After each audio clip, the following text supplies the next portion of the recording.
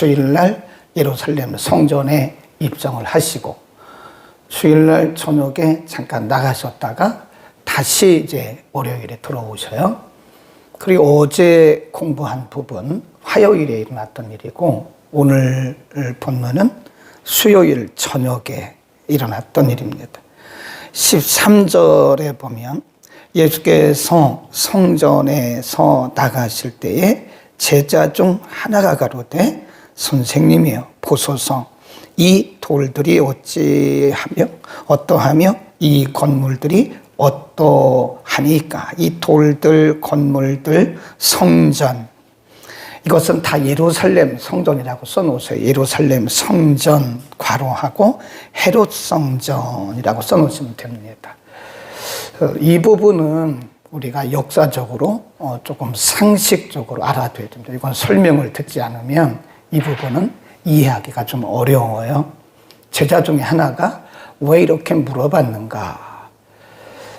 우리가 역사적으로 보면 구약의 성전은 솔로몬이 처음 성전을 건축하죠. 성전, 그때를 솔로몬 성전이라 그럽니다.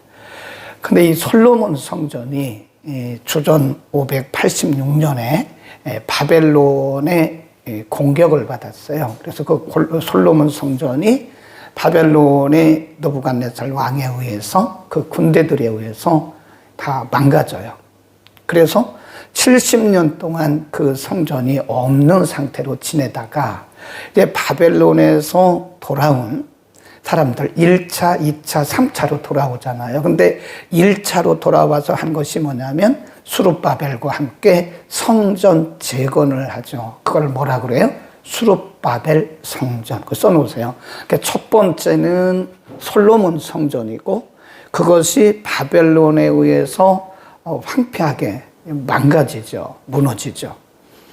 그러다가 70년 바벨론 포로 이후에 첫 번째 돌아온 수룹바벨과 함께 돌아온 유다 백성들이 세워요. 그래서 그것을 그 대표자의 이름을 따라서 수룹바벨 성전 그럽니다.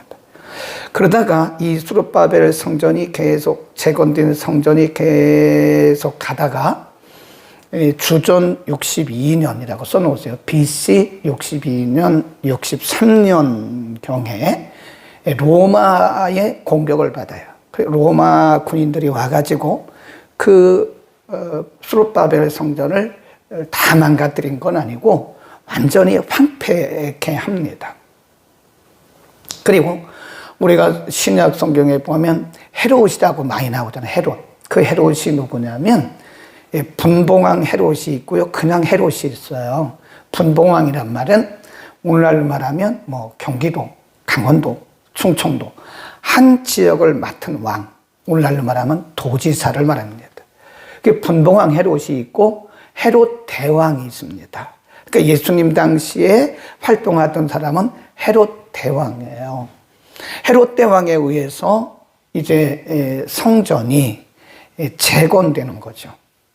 성전이 무너졌던 그 수룹바벨 성전이 무너졌다고 그랬잖아요. 이거를 헤롯 대왕에 의해서 재건이 돼요. 그래서 학자들에 따라서는 뭐 그거를 동의하지 않는 사람들도 있습니다. 이건 굉장히 중요한 거예요. 상식적으로 알아둬야 됩니다. 학자들에 따라서는 솔로몬 성전을 1성전, 수룹바벨 성전을 제2성전, 그리고 헤롯에 의해서 재건된 성전을 제3성전 그러는데 이것에 동의하지 않는 학자들도 많아요. 그래서 어디 가서 제3성전이 헤롯 성전이다 그러면 무식하다 이제 그런 얘기를 들어서 우리는 뭐 1성전, 2성전, 3성전 그렇게는 말하지 않고 그러니까 솔로몬 성전, 수룹바벨 성전, 헤롯 성전. 그러니까 사실은 솔로몬 성전과 수룹바벨 성전은 하나님과 관련이 있는 성전입니다. 근데 시간이 흘러가면서 성전의 본질이 벗어나요. 우리가 11장 공부했잖아요. 예수님께서 성전에 들어가 보시니까 성전이 완전히 상업화된 거예요. 비둘기 팔고 돈 바꿔주고 이러잖아요. 그러니까 예수님이 채찍을 가지고 막 내쫓잖아요. 둘러엎잖아요. 그게 바로 헤롯 성전에서 일어났던 일입니다. 제자가 묻는 거예요. 그 당시 역사에 의하면 예루살렘의 6분의 1이 성전이었다. 헤롯 성전. 헤롯은 누구냐? 로마 정부가 인정한, 로마 정부가 임명한 유대교의 지도자라고 그럴까요? 유대인 왕입니다. 그러니까 헤롯 대왕은 굉장한 권한을 갖고 있어요. 로마 정부가 위임을 했기 때문에 그런 거죠. 그러니까 그 헤롯 대왕이라는 사람이 로마 정부로부터 힘을 얻어가지고 예루살렘 6분의 1에 해당하는 어마어마한 성전을 지은 거예요. 그러나 그 성전은 본질로부터 벗어났어요. 예수님이 헤롯 성전에 들어오셔가지고 그때 들어오셨던 성전이 헤롯 성전이거든요. 와서 보니까 성전이 완전히 본질로부터 벗어난 거예요. 네. 그래서 물어본 거예요. 이렇게 아름다운 성전이 어떻게 되겠습니까? 굉장히 웅장했다 그래요. 예루살렘의 6분의 1이 헤롯 성전이었으니까 제자 중 하나가 물어봐요. 선생님, 이 헤롯 성전이, 이 성전이 어떻게 되죠?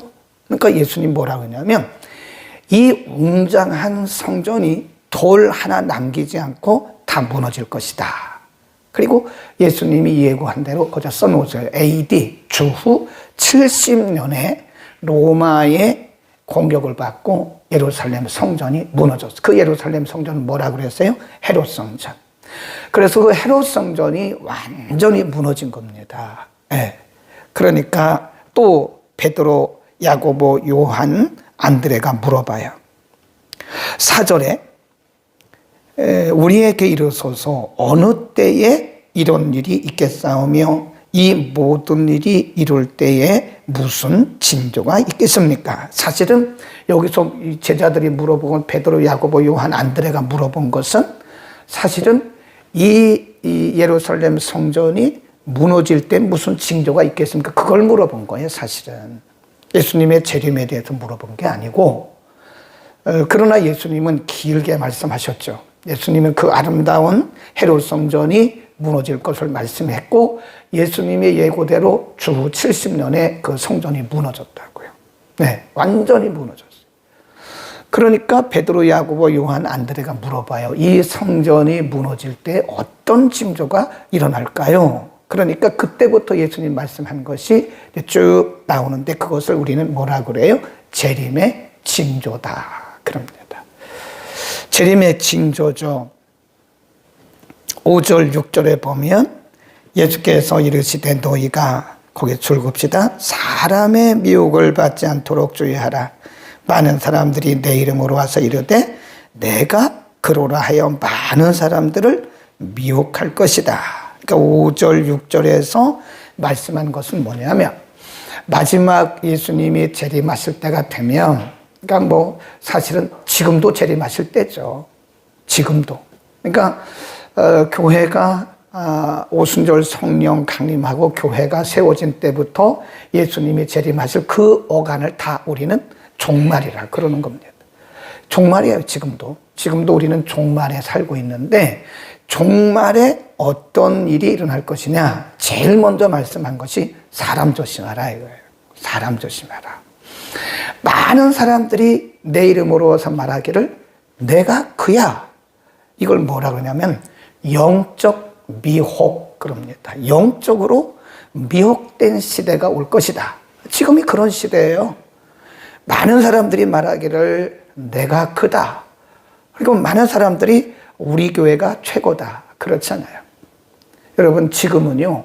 성령님께서 강림하신 이후에 오순절 성령 강림 이후에 교회가 세워졌잖아요. 그리고 예수님 다시 오신 그때까지를 우리가 종말이라고 그러는데 그때까지 우리가 뭐라 하면 성령의 보편적 역사라 그럽니다. 성령은 어떤 특별한 교회나 특별한 사람에게 역사하지 않아요. 보편적으로 역사합니다. 그래서 성령께서 그 사역들에 따라서 은사와 은혜를 주시는 거지 특별한 교회. 여러분 이런 교회는 조심해야 돼요. 우리 교회 와야 된다. 여러분 어디 가서 우리 교회가 제일이라 그럴 사람도 없지만 한두 명은 있겠죠. 우리 교회가 제일이라고. 근데 그렇게 말해도 사실은 아니에요. 우리 교회가 제일은 아니에요. 이 땅에 있는 모든 교회들은 다 그리스도의 교회고 주님의 교회입니다. 그러니까 간혹 보면 우리 교회에 와야 구원을 얻는다. 그건 절대적으로 아닙니다. 우리 목사님 설교만 들어야 구원받는다. 그것도 아니에요. 그건 마지막 때가 되면 그런 사람들의 미혹, 많은 사람들이 내 이름으로서 말하기를 내가 그다. 이거는 보편적 성령의 역사를 부인하는 거예요. 그러니까 여러분 스스로로 말하기를 내가 최고다. 그런 얘기도 하지 말아요. 지금 예수님께서 오신 오순절 성령 강림 이후에 교회가 세워지고 예수님 다시 오실 때까지를 종말이라고 그랬잖아요. 그리고 요즘을 종말의 마지막 말세 지말 그러는 거예요. 근데 이 종말을 살아가는데 혹시 여러분 가운데 내 신앙이 가장 훌륭하다. 그것도 굉장히 위험한 거예요. 그렇지 않아요. 종말에 하나님께서 주신 은혜가 뭐냐면 보편적인 은혜입니다. 이 지구촌 모두에게 하나님 보편적인 은혜를 주셨어요. 그러니까 제가 말씀드리는 것은 어떤 사람이 우리 목사님이 제일이야. 그것도 위험하고 우리 교회가 제일이야. 그것도 위험하고 우리 교회만 와야 돼. 그것도 위험하고 내 말이 맞아. 내가 기준이야. 이것도 위험한 거예요. 요즘 사람들이 남의 말을 안 듣잖아요. 그거 굉장히 위험하다고 저는 생각해요. 어른이고 애들이고 남의 말을 안 듣습니다. 굉장히 위험한 거예요. 우리 자신이 기준이 아니거든요. 그러니까 내가 기준인 것처럼 생각하고 남의 말을 안 들어요. 그럼 그게 영적으로 잘못될 가능성이 매우 크다 하는 것이고요. 그 다음 7절에 보면 난리와 난리 소문을 들을 때에 두려워 말라. 이런 일이 있어야 하되 뭐는 아니래요? 끝은 아니. 이제 시작이라는 거예요. 7절 민족이 민족을 나라가 나라를 대적하여 일어나겠고 그랬습니다. 난리와 난리 소문 전쟁입니다. 8절 민족이 민족 이 말은 같은 민족끼리의 전쟁을 의미하는 거예요. 나라와 나라 이건 나라끼리의 전쟁을 의미하는 거죠. 지금 우리 지구촌에 보면요 같은 민족끼리 싸우는 나라들이 많아요. 남수단, 북수단. 우리나라도 전쟁이 끝난 게 아닙니다. 휴전 상태예요. 전쟁이 끝난 게 아니에요. 전쟁이 끝난 거를 종전 그런데 우리는 종전이 아닙니다. 우리나라는 휴전 상태, 휴전 하고 있어요. 이거는 국가 간의 전쟁입니다. 그러니까 내전, 전쟁. 전 세계적으로 지금 전쟁이 일어나고 있다니까요. 그리고 또 뭐가 있다고 그랬나? 처처에 8절 끝에 보면 처처에 지진과 지진이 있으며 기근이 있으리니 이는 뭐라 그래요? 재난의 시작이다. 끝이 아니라니까요. 이제 시작이라는 거예요. 끝이 아니고 아까 그랬잖아요. 끝은 아니니라. 그러면서 이것은 재난의 시작이다. 7절 끝에 보면 끝은 아니니라. 8절 재난의 시작이다. 그 다음에 9절에 보면 너희는 스스로 조심하라. 사람들이 너희를 공회에 넘겨주겠고 너희는 회당에서 매질을 하겠으며 그랬습니다. 그 다음에 11절 사람들이 너희를 끌어다가 넘겨줄 것이다 그랬습니다. 12절 형제가 형제를 아비가 자식을 죽는 데까지 내어주고 자식들이 부모를 대적하여 죽게 할 것이다. 13절 또 너희가 내 이름을 인하여 모든 사람에게 미움을 받을 것. 그리고 믿는 자들에 대해서 아니면 이 복음을 전하는 자들이 어떤 핍박과 그리고 고난을 받을 것인가를 말씀했어요. 9절에서 사람들이 너희를 공회에 넘겨줄 것이다. 너희를 회당에서 매질할 것이다. 그 다음에 11절 사람들이 너희를 끌어다가 넘겨줄 것이다. 12, 13 가족 간에 또 이런 전쟁, 영적 전쟁이 일어나게 될 것이다. 그러니까 종말을 사는 교회와 종말을 지나는 성도들은요, 핍박과 박해를 이건 완전히 우리에게 온다고 하는 것을 전제해야 됩니다. 평화는 없어요, 여러분. 우리가 기도는 하죠. 하나님 우리에게 평화를 주시고요. 우리에게 형통한 은혜를 주세요. 그런데 우리가 사실 믿음대로 살고 말씀대로 살려면 사실은 이게 평화라는 형통이라는 것은 없어요. 이 지금이 가장 좋을 때인데 사실 가장 좋을 때 사람들은 영적인 잠을 자고 있어요. 지금도 이렇게 보면 많은 교회와 성도들이 영적인 잠을 자고 있습니다. 지금이 예수 믿기 가장 좋을 때거든요. 그래서 더 기도해야 되고 더 전도해야 되고 우리가 더 복음 전하러 나가야 되고 더 기도해야 되는데 이 사람들이 영적인 잠을 자는 거예요. 이 틈에 마귀는 교회들을 공격하고 성도들을 막 공격하는 거예요. 그래서 교회가 기도하지 않으면 안 됩니다. 이 기도의 불이 꺼지면 교회는 사단의 아수라장이 돼요. 가정도 마찬가지예요. 가정도 얼마나 많은 가정들이 어려움을 당하고 있는지 아세요? 물질적인 어려움이 아니에요. 실질적인 어려움은 인간관계의 어려움입니다. 가족 간의 어려움, 부부 간의 어려움, 이런 어려움들이 가정들마다 있다는 거예요. 교회는 없나요? 교회들도 가면 갈수록 사람들이 사악해집니다. 네. 옛날하고 달라요. 옛날처럼 그렇게 뭐 순종적이고 말씀대로 살고 아멘하지 않습니다. 어른이고 애들이고요. 완전히 옛날하고는 달라요. 마음들이 돌짝밭 같아요. 그래서 우리가 정신 차려서 기도하지 않으면 우리는 이 영적 전쟁에서 심각한 타격을 입을 수밖에 없는 것이다. 지금이 종말을 살고 있는 거예요. 많은 사람들이 핍박을 당하고 박해를 받게 됩니다. 우리는 지금 너무 편한 시대에 살고 있는 거예요. 그러니까 사람들이 너무 영적인 잠에 취해 있는 거예요. 하나님이 이제 얼마 있으면 내일 또 보겠지만 대환란이 온다고요. 유사 이래로 이런 대환란이 없었어요. 우리 시대에 있는지 그 다음 시대에 있는지 모르지만 굉장한 환란이 온다고요. 핍박을 받게 돼. 교회들이 엄청난 핍박을 받고 또 복음 전하는 자들이 엄청난 핍박을 받고 성도들이 엄청난 박해를 받아야 돼요. 근데 이런 지금 살고 있는 이 정도 가지고는 제가 볼 때 대환란 이겨나가기가 어렵습니다. 한 방 맞으면 나가 떨어지는 거예요. 그냥. 마귀가 와가지고 한 방 치면 다 나가 떨어지는 거예요.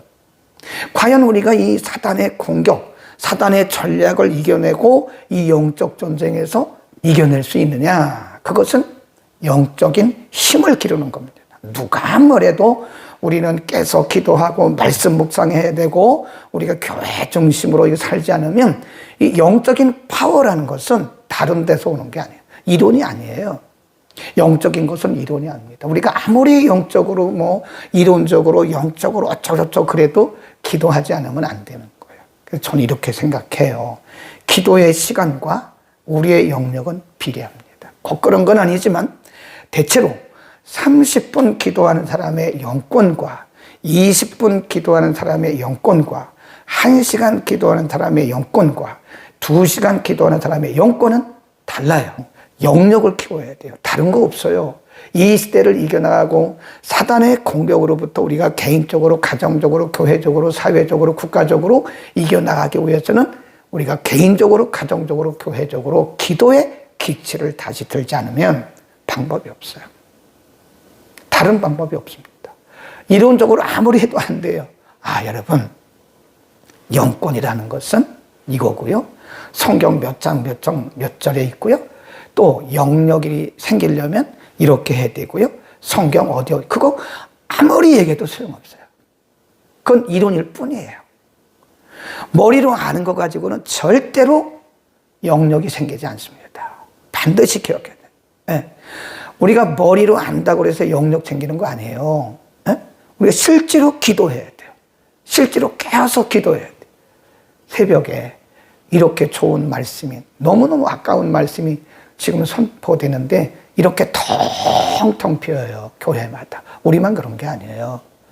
교회들이 새벽 예배 없어진 교회가 한둘이 아니고요. 수요 예배 없어진 교회가 한둘이 아니고요. 주일 오후 예배, 밤 예배 없어진 교회가 한둘이 아닙니다. 왜 그럴까요? 교회들이 지금 사단의 공격에서 나가 떨어지고 있는 거예요. 이럴 때일수록 더 기도해야 돼요. 우리가 기도로 똘똘 뭉쳐야 됩니다. 그래야 이 종말의 시대를 이겨나갈 수 있는 거예요. 그러니까 우리가 어디 가서 모이고 카페 가서 얘기하고 이런 것보다 더 중요한 게 뭐냐면 우리 기도 모임하자. 우리 이런 얘기 하지 말고 우리 모여서 기도하자. 권사님, 집사님 몇 시에 시간 있어요? 우리 교회로 오세요. 우리 기도합시다. 그래서 꼭 중보기도뿐만 아니라 그냥 여기저기서 기도 모임이 생겨서 여기서 기도하고 저기서 기도하고 얼마나 좋아요. 그게 사도행전의 교회입니다. 그런 교회는 살아남아요. 근데 기도하지 않는 교회는 살아남을 길이 없다. 기도하지 않는 개인도 살아남을 길이 없어요. 기도하지 않는 가정은 더 말할 나위가 없습니다. 마지막 이렇게 말씀하세요. 10절 시작. 또 복음이 먼저 만국에 전파되어야 할 것이다. 거기다 줄 그어놓으세요. 먼저 복음이 먼저. 그러니까 지금 전 세계적으로 이런 대환란이 종말에 일어나고 있지만 우리는 두려워해서는 안 돼요. 거기 보면 두려워하지 마라. 그때 너희에게 할 말을 주시는 이는 너희가 아니고 성령이다. 그러니까 두려워하지 말라. 중요한 것은 이런 대환란을 통해서 하나님께서 지금 믿는 자들을 구원하시고 교회들을 영적으로 깨워나가는 거예요. 예수님 맞을 준비하라고. 그러니까 어떻게 보면 대환란은 비신자들에게 있어서 말세의 징조지만 우리 믿는 사람들에게 있어서는 영적으로 깨라고 하는 하나님께서 경고의 종소리를 내는 거예요. 전쟁이 났다. 너희들 계속 기도하라. 지진과 기근이 났다. 계속 기도하라. 이런 거예요. 두려워하지 말라는 거예요. 동시에 복음이 전 세계로 퍼져나갑니다. 기도해야 하는 것은 우리가 이렇게 편안하게 먹고 누리고 있는 사이에 목숨 걸고 최전방에서 복음 전하는 사람도 있다는 사실을 반드시 기억하고 우리는 그분들을 위해서도 기도해야 됩니다. 그리고 너무 시간들을 허비하지 마세요. 기도하는 일에 많이 시간 들여야 되고 이렇게 최전방에 나가서 복음 전하는 사람들도 있는데 우리는 후방에서 이거 뭐 하는 거냐고. 우리 자신들을 한번 살펴봐야 돼. 이렇게 먹고 놀아도 되느냐. 우리가 이렇게 편해도 되느냐. 마음에 좀 양심이 꺼리낌이 있어야 돼요. 목숨 걸고 복음 전하는 사람들도 있는데 우리는 후방에서 이렇게 먹고 놀아도 되느냐. 기도하겠습니다. 걸어가신 우리 아버지, 그렇게 화려하고 아름답고 웅장했던 성전, 헤롯 성전도 주후 70년에 예수님께서 예고하신 대로 건물 후에 돌 하나 남지 아니하고 모두 다 파괴되었습니다. 본질이 아닌 것들은 이 세상에 존재할 수 없음을 믿고 우리가 언제나 말씀 가운데 서게 하옵소서. 예수님이 재림하시기 전에 일어날 종말의 징조들을 가르쳐 주면서 사람을 조심하라고, 사람의 미혹을 조심하라고 말씀하셨습니다. 하나님, 우리들에게 영적인 분별력을 허락하소서. 우리가 영적인 분별력으로 내 믿음 바로 지키고 이 시대 사명을 감당하게 하옵소서. 난리와 난리의 소문을 드러나 처처의 전쟁에 그리고 기근이 있지만 그것은 재난의 끝이 아니라 재난의 시작이며 먼저 복음이 온 지구촌에 증거되어야 하리라고 말씀했습니다. 종말을 살고 있는 우리들 늘 영적으로 깨어있게 하옵소서. 우리 개인이 깨어있게 하시고 가정이 깨어있게 하시고 교회가 깨어있게 하시고 이 나라와 민족이 깨어있게 하옵소서. 영적으로 잠든 시간에 개인이 공격을 당하고 있고 영적으로 잠들어 있는 시간에 가정들이 공격을 당하고 있고 영적으로 잠들어 있는 시간에 이 땅의 많은 교회들이 공격을 당하고 아수라장이 되고 있습니다. 주님, 이 나라가 잠들어 있는 시간에 이렇게 나라가 공격을 당하고 아수라장이 되어가고 있습니다. 하나님, 이 땅에 있는 모든 교회들과 주의 종들과 주의 백성들이 깨어 일어나 늘 기도하게 하옵소서. 예수 그리스도의 이름으로